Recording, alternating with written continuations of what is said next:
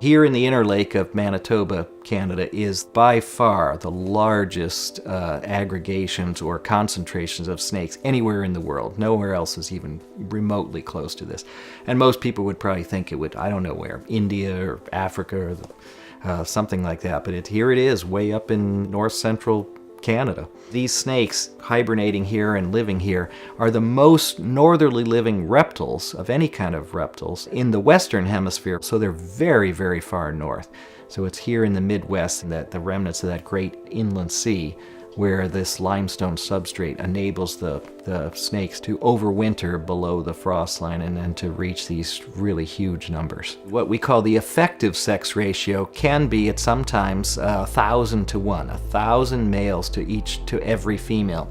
And that's because the males come out mostly at the beginning of the season because the males want to have access to as many females as they can. Literally tens of thousands of snakes being in a sinkhole that might be the size of the average person's living room. There have been some places where they're in use. I know there was a church here in one of the local communities where they were in the basement there, and you know, snakes in the church, that wasn't such a good relationship right from the beginning, so I think they had some problems with that. A foundation is a nice hole in the ground that doesn't freeze up over the winter. And so lots of people have discovered, to their chagrin, if they have a hole in their foundation, that they might have balls of garter snakes that den up over the winter.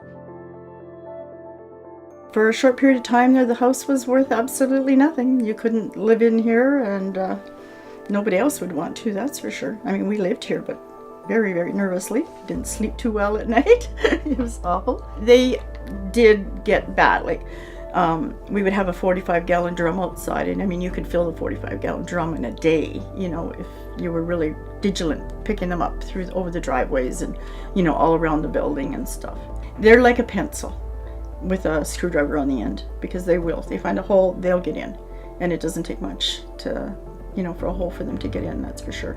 It's a good place to live the rest of the time. Their teeth are so tiny to begin with. They don't have fangs, they don't have venom. And I always tell people, picking blackberries or raspberries is far worse than any bite that a garter snake can give you. So that is really mostly a bluff. And it works, I think it works for some bird predators, but I think for most mammalian predators it's fairly ineffective. They call Inwood, Manitoba, the garter snake capital of the world, and I say, yeah, more power to them.